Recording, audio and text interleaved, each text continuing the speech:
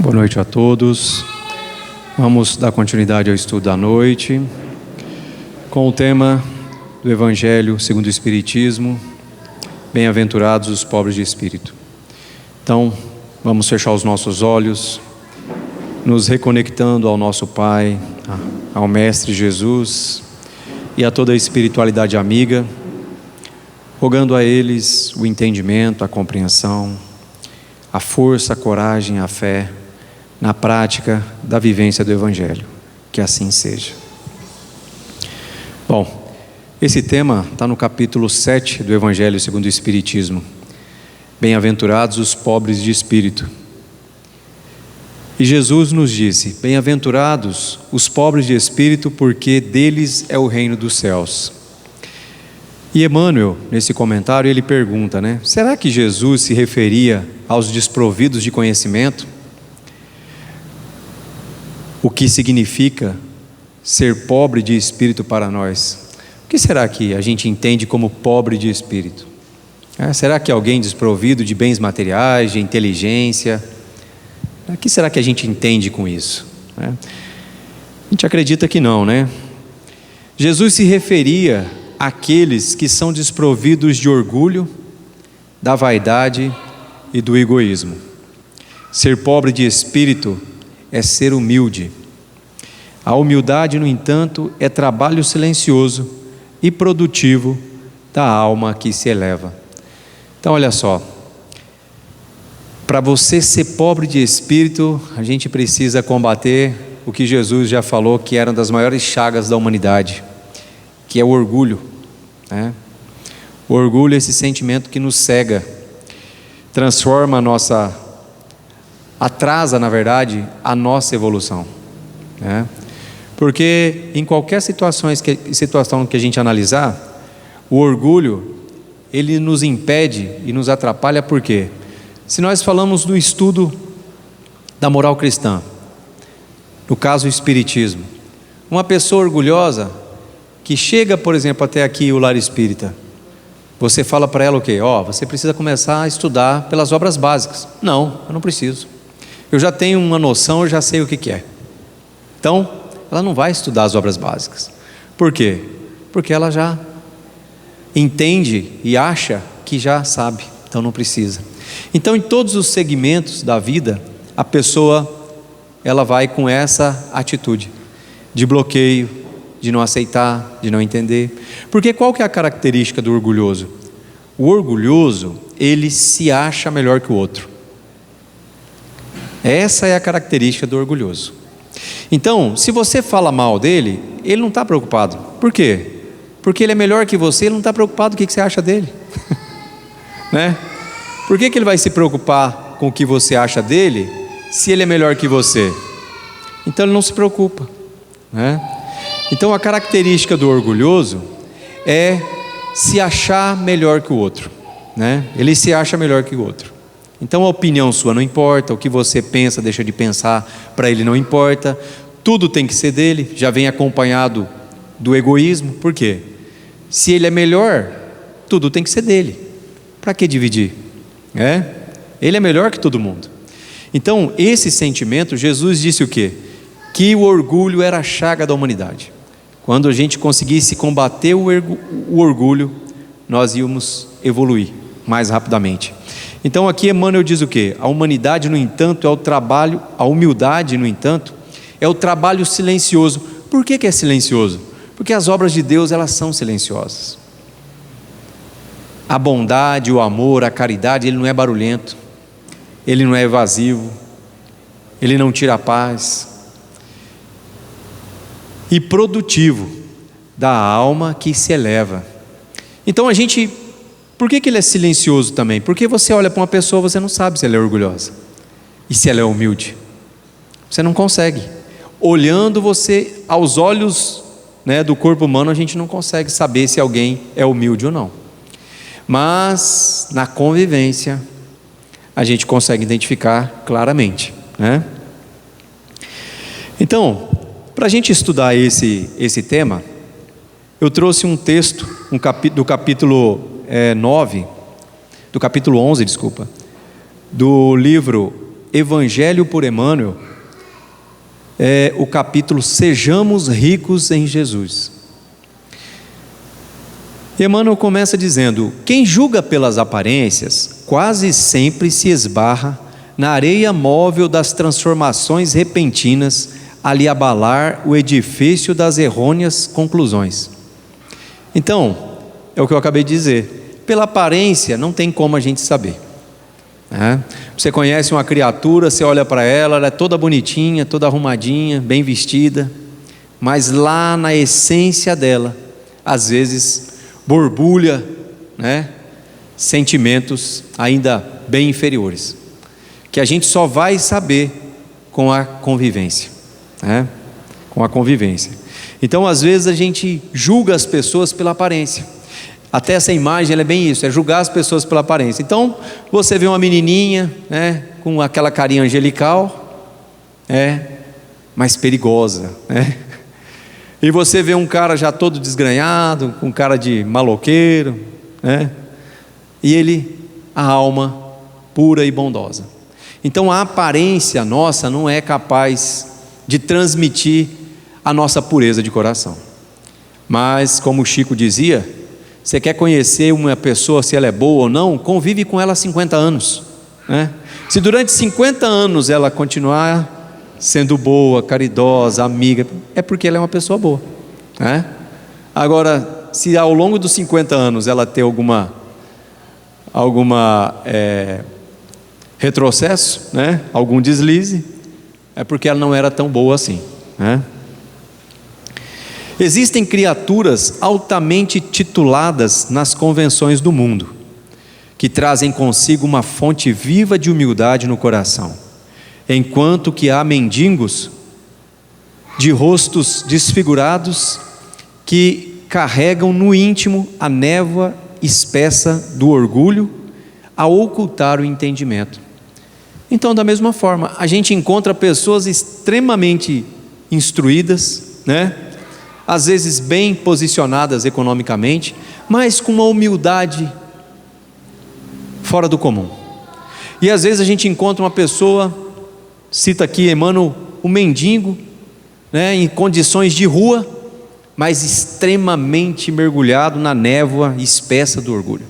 Eu vou contar um relato que aconteceu com um trabalhador aqui do centro. Eu não vou citar o nome, né, para evitar, mas ele relatou para mim que aqui em Rondonópolis tem um lugar, eu também não vou expor a pessoa, né, mas tem um lugar que sempre tem um cidadão lá, um mendigo lá. Ele mora na rua lá, naquele lugar. E ele, como era caminho para a casa dele, ele sempre passava por ali na frente, viu o cara naquela situação, né, dormindo na rua, todo dia ali.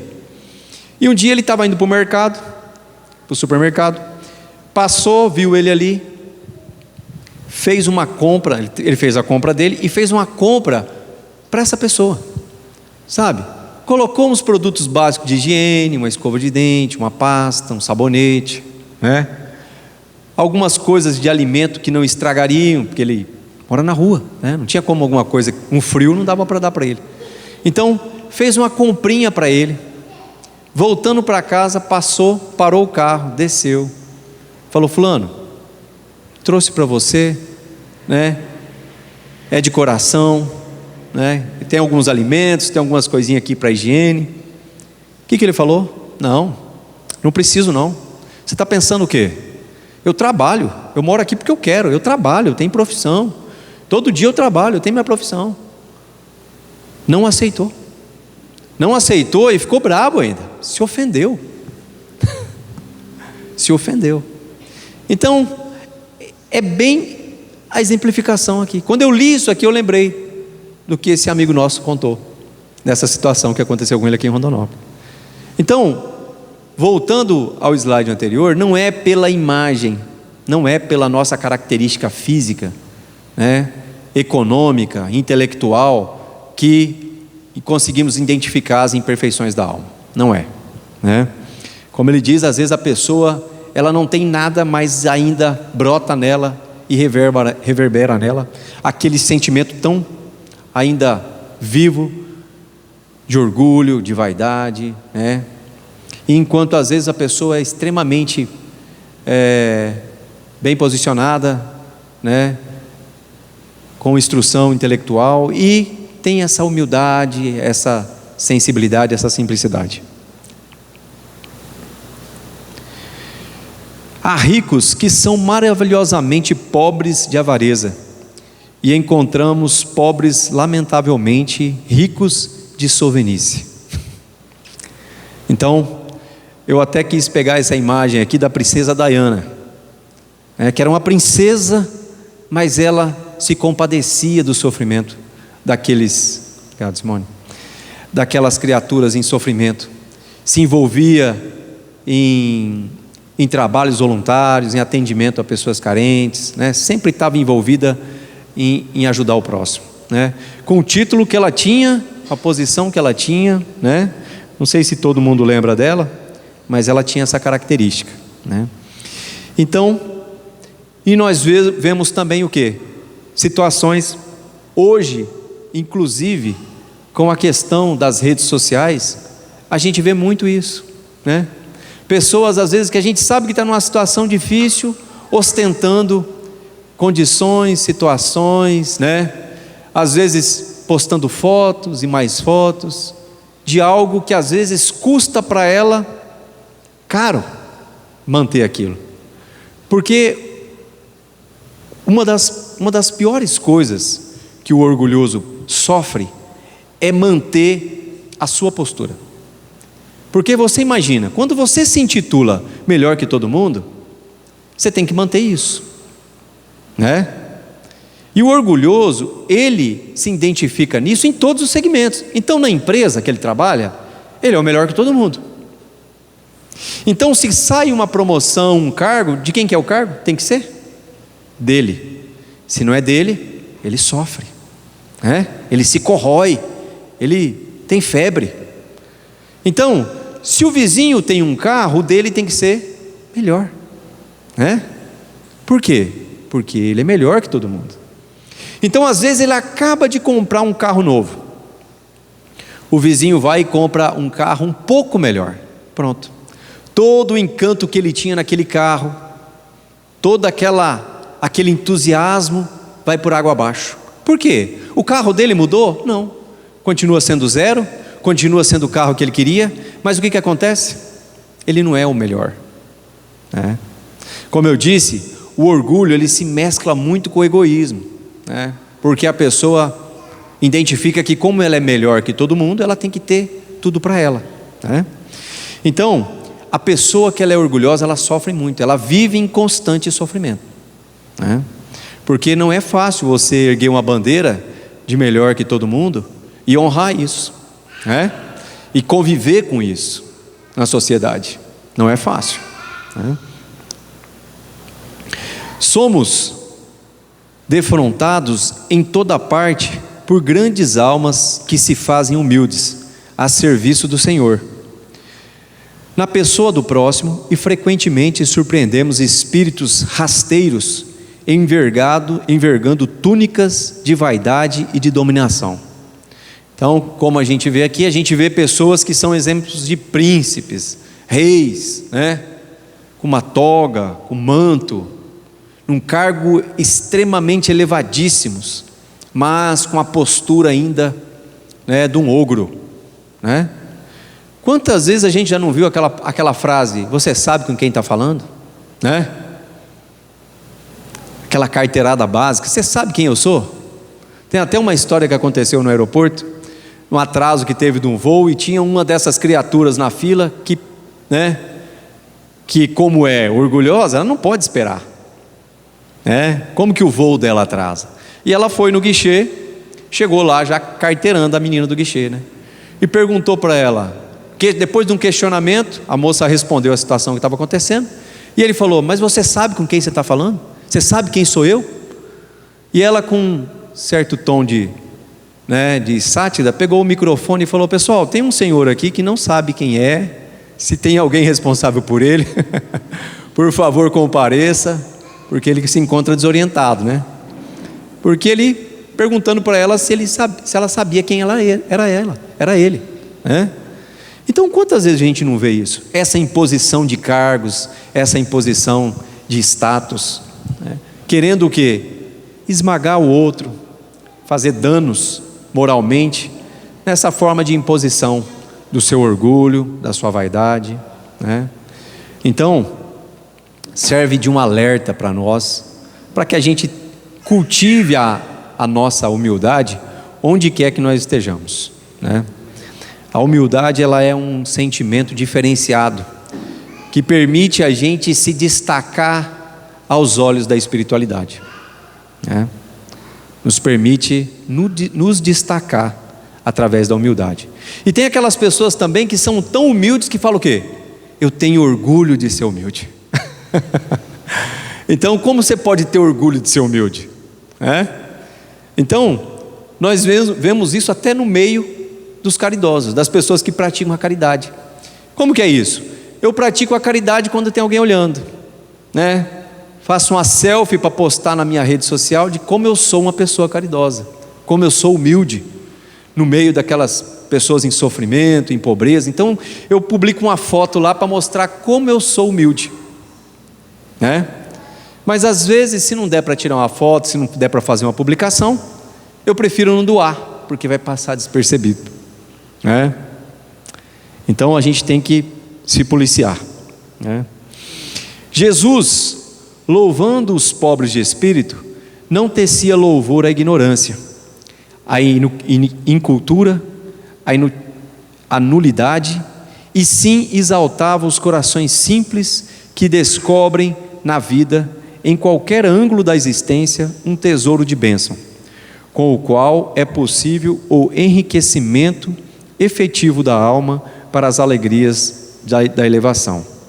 Pobres de espíritos, na plataforma evangélica, significa tão somente pobres de vaidade, de pretensos destaques intelectuais, de suposto acúmulo de inteligência.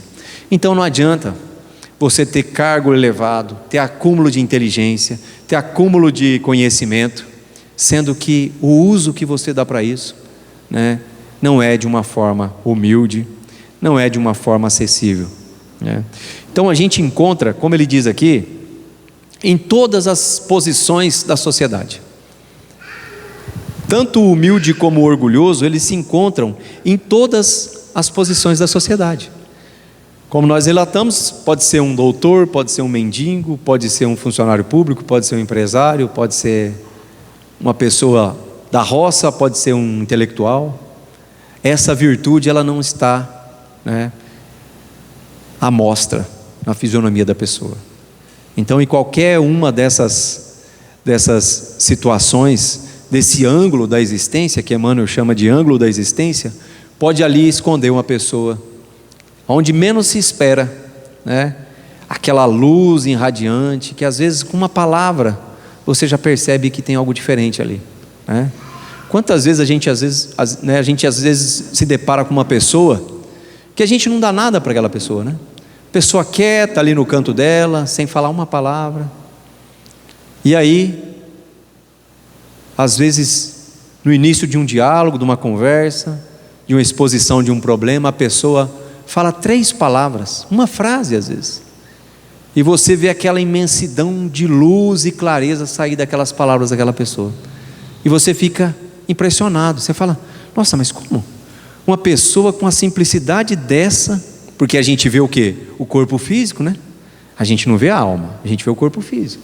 Então a gente olha e fala: como que uma pessoa numa simplicidade dessa pode ter umas palavras tão profundas e tão iluminadas e tão acertadas desse jeito, né? Então, recapitulando, não é através da nossa expressão física que conseguimos identificar essa evolução. É necessário nos acautelarmos contra a interpretação exagerada do texto em suas expressões literais, para penetrarmos o verdadeiro sentido da lição. Então, os ensinos do Cristo, todos eles têm a essência, o ensino na essência da palavra dele. O floreamento, a história, a parábola, é para que a gente consiga nos colocar naquela vivência. Então Jesus, quando ele contava as parábolas, o que ele fazia? Ele narrava um cenário que as pessoas que estivessem ouvindo conseguissem se identificar naquela história, né? Se identificar naquela história. Então hoje, se Jesus estivesse aqui, ele ia contar uma parábola, ele ia falar assim: eu estava acessando minha rede social esses dias no meu celular, né? Quando me deparei no Facebook ou no Instagram com uma postagem. Por quê? Porque isso é comum para nós, né? Ou eu estava num ponto de ônibus esperando um ônibus, quando passou por mim. Mas isso é o que? O floreio que Jesus colocava, para que a gente conseguisse nos visualizar na história e entendêssemos a essência do que ele queria passar. Então, quando ele fala do pobre de espírito, ele quer nos ensinar sobre a importância do quê? Da humildade, né? Ele usa a palavra pobre para nos chamar a atenção, no sentido assim: então eu preciso estar escasso?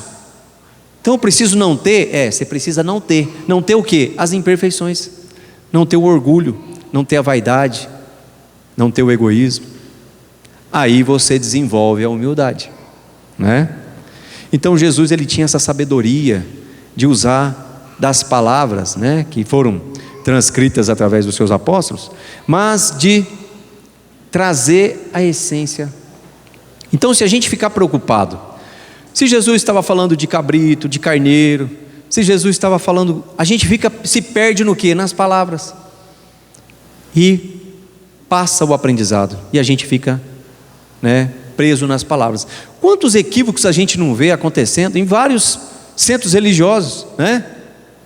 Por causa do quê? Da interpretação das palavras de Jesus, né?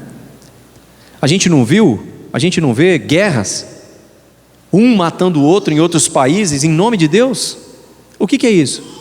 A interpretação que se dá à lei de Deus, as palavras, né? É assim que funciona. A pobreza e a pequenez não existe na obra divina. Não existe, né? A obra de Deus, ela é universal, ela não existe essas pequenez.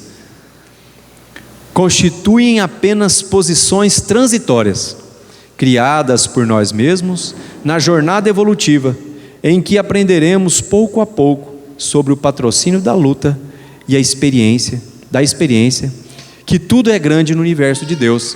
Então eu paro e olho para você e falo assim: qual que é o seu problema hoje? Meu problema é porque eu trabalho numa empresa há 15 anos e eu nunca fui promovido, e eu estou sofrendo com isso, e eu tenho um problema com meu chefe. E eu te pergunto: quanto tempo faz que você é um espírito imortal? Quanto tempo vai durar a sua existência? O que são 15 anos na sua vida? Você é um espírito milenar. O que são 15 anos nessa experiência que você está passando?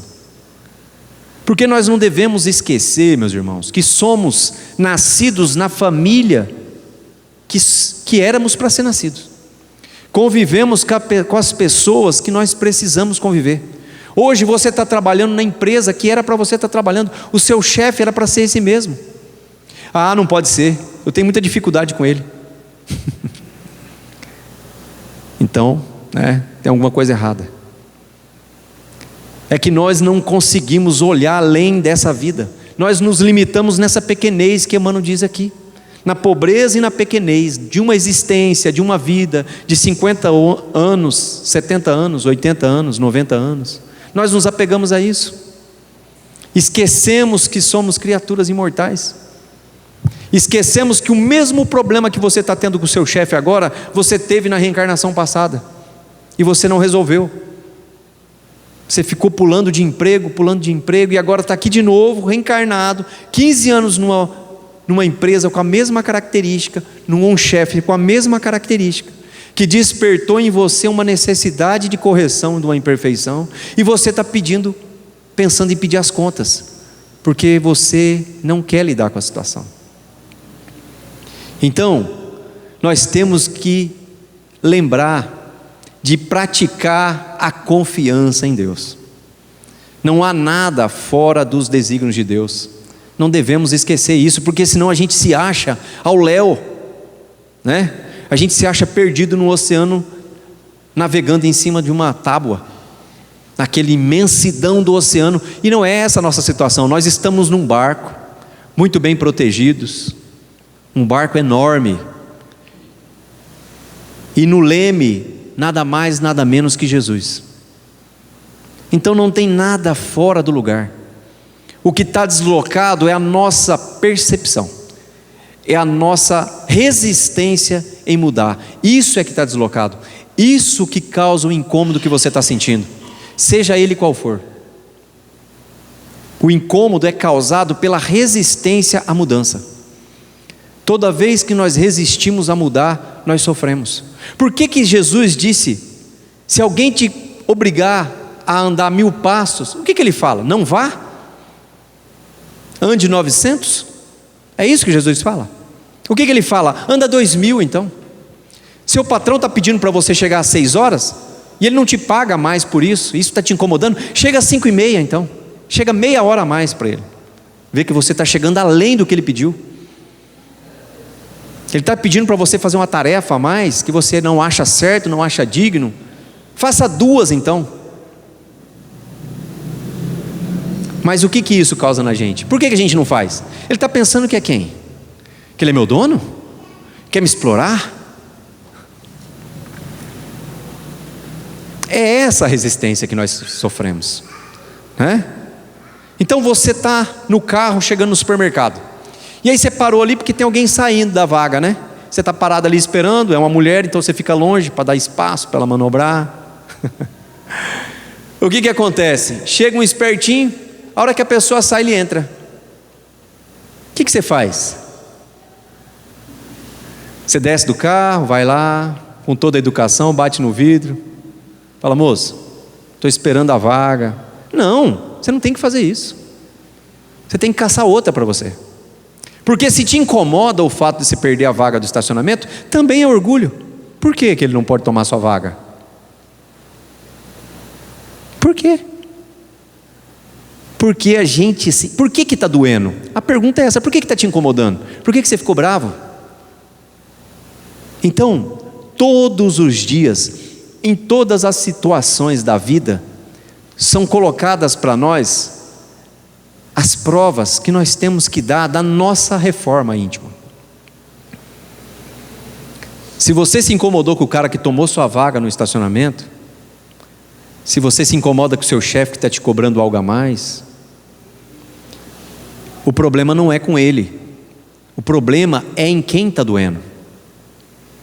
Porque quando você não tem orgulho, não dói, nada te incomoda, né? Na vaga do estacionamento, o que você faria? Você desce lá e vai lá e tira o carrinho que está atrapalhando ele estacionar. Você faz isso. Esse é o 1000 passos a mais que Jesus pede para a gente fazer. Entenderam? Esse é o 1000 passos. A pessoa te cortou na fila do supermercado, você pede para ela se ela não quer que você ajude ela com a sacola. Às vezes uma mulher está precisando de sacola pesada, cortou a sua frente, porque está agoniada para chegar em casa, fazer almoço, largou a criança sozinha. Você não sabe a vida dela. Então você se oferece: a senhora quer que eu ajude a segurar a sacola, já que a senhora cortou minha frente? Né? Mas o que a gente faz? A gente sofre. Lembra que a gente sofre? A gente sofre. Então toda vez que a gente está sofrendo, a gente está em discordância com a lei de Deus.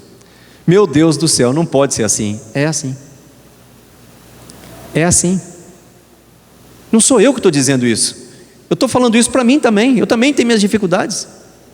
Estou passando por um processo complicado, que todo dia eu faço oração do perdão. E chega durante o dia, à noite eu faço oração do perdão, de manhã eu esqueço. E estou me comportando igual ao que eu estou dizendo aqui. Eu me incomodo, dói, me irrita. Nós somos assim, mas nós temos. Qual que é a nossa missão aqui? Primeiro a gente faz isso que a gente está fazendo aqui, ó. Você se propõe sair de casa, largar a novela, largar a conversa com a vizinha, largar, né, o convívio com a família às vezes, pegar o carro, cruzar a cidade, vir aqui e ficar ouvindo sobre os ensinos do Mestre. Primeiro passo é esse. Mas não é aqui que a gente tem que praticar. Aqui não tem problema, aqui não vai ter dificuldade. Aqui eu posso cortar a fila de vocês ali no passe, posso pisar no pé de vocês aqui, ninguém vai brigar.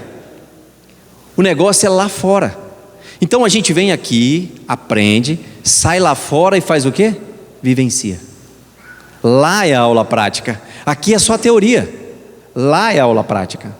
É no dia a dia, na família, na rua, no trabalho, no trânsito, no estacionamento, no guichê do aeroporto, quando atrasou o seu voo. É lá. Não é aqui. Aqui é só teoria, né? Lembra que a gente fala o quê? O planeta Terra é uma escola. Então aqui a gente vai fazer o quê? A prova, né? Provar que a gente aprendeu a ser humilde.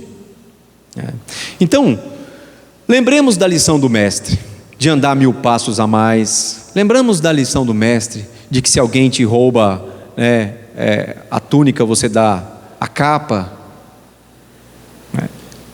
É simbólico, tá? Mas o que Jesus está querendo te dizer é o seguinte: faça além do que está te incomodando, que para de te incomodar. Porque se você faz só aquilo contrariado, você não evoluiu, você não conseguiu virar a chave, né? E qual que é a vantagem quando você consegue fazer isso? Você se torna mais forte. Quando você consegue fazer além, você se torna mais forte. Então você imagina, você está parado lá esperando para estacionar o carro, vem o cara e estaciona na sua frente, você desce do seu carro, vai lá e tira o carrinho para ele, e vai lá e ainda, pode vir, pode ir. Ficou beleza, o senhor é muito motorista, muito bom, viu? Ainda faz um elogio para ele ainda. Você fica mais forte. Ele não está preparado para lidar com isso, você já está. Da próxima vez você vai já tirar de letra, né? Da próxima vez você tira de letra. Então, tem até uma historinha, né, de uma cunhada do Chico, que ela estava questionando o Chico sobre isso. Ela fala: Chico, esse negócio de fazer para os outros, e aí a gente tem recompensa, isso aí eu acho que, né, você vai me desculpar, né, eu respeito a sua crença, mas eu acho que isso aí não funciona. E Chico, com todo aquele jeitinho, foi falando que sim, e ela estava com 2 chuchu na mão. Ela falou assim: então vamos ver se isso é verdade, né? Ela pegou, grita a vizinha do lado ali, e a vizinha já apareceu, conversou um pouquinho com ela, falou: vizinha, já que você está com esse chuchu aí, eu estou precisando de um chuchu para fazer um caldo, a senhora não quer me dar esse chuchu? Agora, deu o chuchu para ela. E falou para o Chico: Chico, acabei de dar 2 chuchu.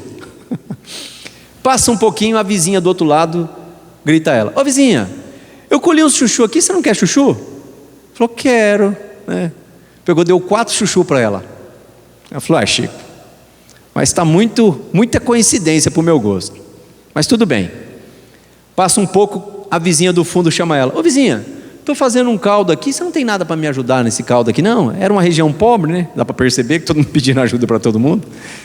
E ela pegou os 4 chuchu, deu para a vizinha do fundo, né? Aí ela falou assim: agora eu quero ver, Chico, agora eu quero ver se vai aparecer 8 chuchu para mim, né? E foram conversando, o dia foi passando. Quando já era noite, o Chico tinha ido para o centro, tinha voltado. Toca a campainha, né? Bate na porta. Era um amigo deles que morava numa roça, que estava passando na cidade por uns dias e levou para ela uma sacola, né? E ela contou a sacola, tinha chuchu lá dentro que ele tinha levado e mais algumas coisinhas, mas ela contou o chuchu. Tinha mais de 16 chuchu, né? Então, Jesus, ele não nos devolve a mesma medida que nós damos, ele vai multiplicando. Porque, será que nós somos mais caridosos que Deus? Mais caridosos que Jesus? Não, né? Nessa competição a gente perde. Então, será que ia voltar só 8 chuchus? Veio mais de 16 chuchus.